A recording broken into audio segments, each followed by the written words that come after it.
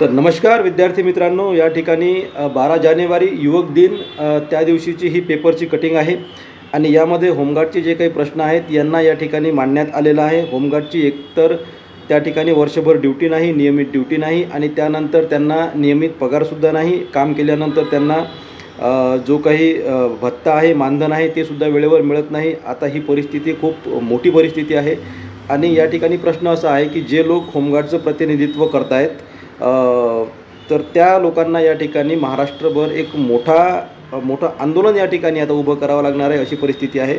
तोपर्यंत आता या होमगार्डना या ठिकाणी न्याय मिळेल असं काही दिसत नाही, कारण की नियमित ड्युटीसुद्धा नाही आणि त्यांना नियमित पगारसुद्धा नाही। हा मोठा प्रश्न आहे आणि त्यांची एक वेगळी व्यथा आहे। आपण होमगार्डचा विषय मागील काही दिवसापासून कव्हर करतो आहे, तर त्यामध्ये आपल्याला एक गोष्ट लक्षात आलेली आहे की तुम्हाला होमगार्डच्या नोकरी जरी तुम्हाला असली तरी तुम्ही त्या नोकरीमध्ये स्थिर नाही आहे। हा प्रश्न या ठिकाणी महत्त्वाचा आहे, कारण की होमगार्डची वर्षभर ड्युटी नाही, दुसरं काम करता येत नाही, दुसरं काम केलं तर इथं कामावर परत येता येत नाही। इथं कामावर परत आलं तर या ठिकाणी शाश्वती नाही की वर्षभर किंवा मग 6 महिने किंवा कंटिन्यू काहीतरी काम मिळेल। त्या कारणामुळे इथेही ड्युटी करता येत नाही आणि कुठला दुसरा रोजगाराचा जो पर्याय उपलब्ध जर तुम्ही करण्याचा प्रयत्न केला तर त्या ठिकाणीसुद्धा तुम्ही कंटिन्युटी देऊ शकत नाही। त्या कारणामुळे हा बिकट प्रश्न आहे आणि या प्रश्नावर तोडगा काढण्यासाठी हे जिल्ह्यावाईज आता हा विषय राहिला नाही असं मला वाटतं।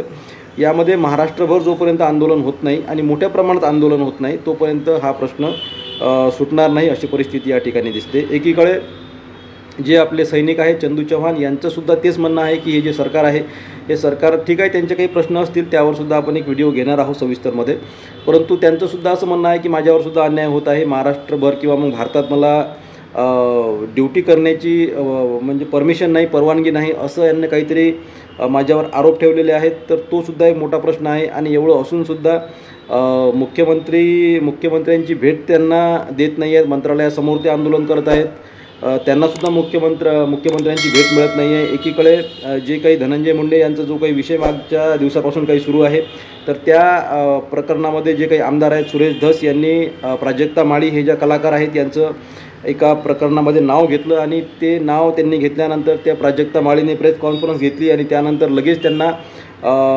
वाईट वाटलं आणि मुख्यमंत्र्यांना ते भेटले, मुख्यमंत्र्यांची त्यांना भेटसुद्धा मिळाली। तर हा प्रश्न एक ठीक आहे, त्यांच्यावर अन्याय झाला असेल, त्यांनी मुख्यमंत्र्यांची भेट घ्यावी, मुख्यमंत्र्यांनी भेट द्यावी, परंतु आता या ठिकाणी जे काही होमगार्ड्स आहेत, सैनिक आहेत, तर यांचेसुद्धा प्रश्न मार्गी लावण्याचं काम हे मुख्यमंत्री साहेबांनी करायला पाहिजे, अशी परिस्थिती आहे। ही जी ॲड आहे, ही जी माहिती आहे, या माहितीमध्ये त्यांनी असं सांगितलेलं आहे की जे अहिल्यानगरचं जे काही होमगार्ड्स आहेत या होमगार्ड्सला या ठिकाणी त्यांनी काम दिलेलं नाही आहे। काम त्यांचं झालेलं आहे, परंतु त्या ठिकाणी त्यांनी ड्युटी त्यांची जी आहे ते ड्युटीचे पैसे त्यांना दिलेले नाहीत, अशी परिस्थिती या ठिकाणी आहे।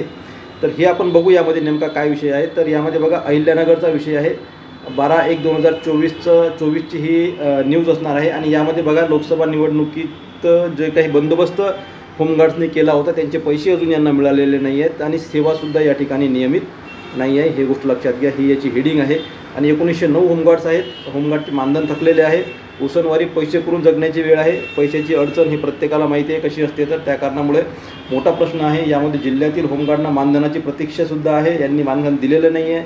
वास्तविक पाहता 15 दिवसाच्या आत ड्युटी संपल्यानंतर, ड्युटी जर तुम्ही 15 दिवस केली तर त्यानंतर 15 दिवसाच्या आत त्या ड्युटीचे पैसे तुम्हाला त्या ठिकाणी मिळायला पाहिजे, असा नियम या ठिकाणी आहे, तुम्ही हे वाचून घ्या।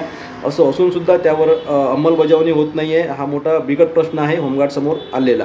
तर यामध्ये बघा डिटेल त्यांनी काय सांगितलेलं आहे, तर राज्यातील कायदा व सुव्यवस्था पूर्ववत करण्यासाठी पोलिसांच्या खांद्याला खांदा लावून काम करणाऱ्या होमगार्ड दलातील जवानांना शासनाचे दुर्लक्ष होत आहे। मानधन वेळेवर न मिळाल्याने त्यांना दैनंदिन जीवनात अनेक समस्यांना सामोरे जावे लागत आहे।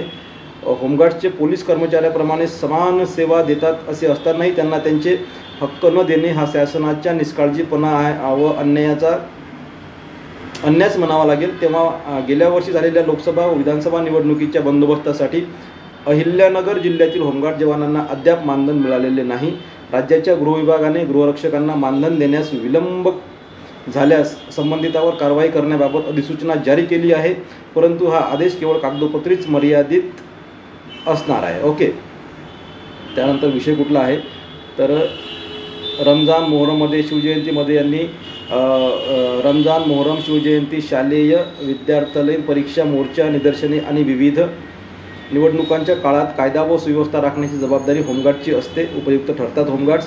परंतु त्या ठिकाणी 1 ऑक्टोबरपासून, आता हा विषय या ठिकाणी महत्त्वाचा आहे, 1 ऑक्टोबरपासून सुधारित भत्ते लागू करण्यात आले आहेत. होमगार्ड्सना आता 1083 रुपये ड्युटी भत्ता आणि 200 रुपये उपहार भत्ता मिळतो. मात्र अहिल्यानगर जिल्ह्यातील एकाही सैनिकाला, आता हा महत्त्वाचा विषय आहे, एकाही सैनिकाला या वाढीव मानधनाचा अद्याप लाभ मिळालेला नाही आहे. नेवासे होमगार्ड्स पथकातील 143 होमगार्ड जवान कार्यरत आहेत. तर अहिल्यानगर जिल्ह्यात एकूण 1909 होमगार्ड सेवा बजावत आहेत. होमगार्ड्सच्या जवानांना वर्षातून 52 ते 60 दिवस ड्युटीवर बोलावले जाते. त्यांच्या मागण्याकडे शासनाकडून लक्ष दिले जात नाही. देवेंद्र फडणवीस गृहमंत्री असताना त्यांनी 180 दिवसाचा जो काही ड्युटी यांना देण्यात येईल असं सांगितलं होतं, परंतु त्यावर सुद्धा अंमलबजावणी झालेली नाही. पुन्हा ते मुख्यमंत्री झाले, मी पुन्हा येईन म्हणू, परंतु पुन्हा त्या निर्णयावर अंमलबजावणी झालेली नाही आहे. हा मोठा बिकट प्रश्न आहे. तर या ठिकाणी जे काही होमगार्ड्स आहेत त्यांचं जे काही वेतन आहे ते रखडलेलं वेतन आहे, थकलेलं वेतन आहे, हे त्यांनी क्लिअर करून द्यायला पाहिजे. आणि ज्या काही सेवा आहेत त्या नियमित सेवा होमगार्डच्या द्यायला पाहिजेत. आणि पुन्हा मी सांगतोय की सुरुवातीला जसं सांगितलं त्याप्रमाणे की महाराष्ट्रभर जोपर्यंत प्रत्येक जिल्ह्यामध्ये आता होमगार्ड्स एकत्र होत नाहीत तोपर्यंत हा प्रश्न मार्गी निघू शकत नाही. जर असंच चालू ठेवायचं असेल तर हे असंच चालू राहणार आहे.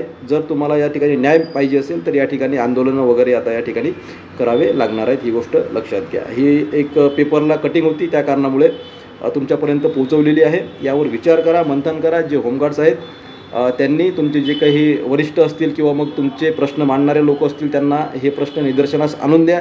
आमची परिस्थिती किती बिकट आहे ही गोष्ट लक्षात घ्या. आता यामध्ये महत्त्वाचा मुद्दा मी तुम्हाला सुरुवातीला जो सांगितला तो महत्त्वाचा मुद्दा हाच असणार आहे की होमगार्डची ड्युटी करत असताना तुम्हाला होमगार्डमध्ये सुद्धा शाश्वती नाही आहे आणि दुसरा जॉब जर तुम्ही करत असाल तर त्यामध्ये तुम्हाला शाश्वती नाही आहे. ही बिकट परिस्थिती आहे. ते एक मन आहे की इकडे आहार तिकडे विहीर, तशाप्रमाणे परिस्थिती होमगार्डची या ठिकाणी झालेली आहे. यावर काहीतरी तोडगा निघावा अशी अपेक्षा करतो आणि हा व्हिडिओ तुमच्यापर्यंत आपण पोहोचवलेला आहे. ओके, धन्यवाद, थँक्यू.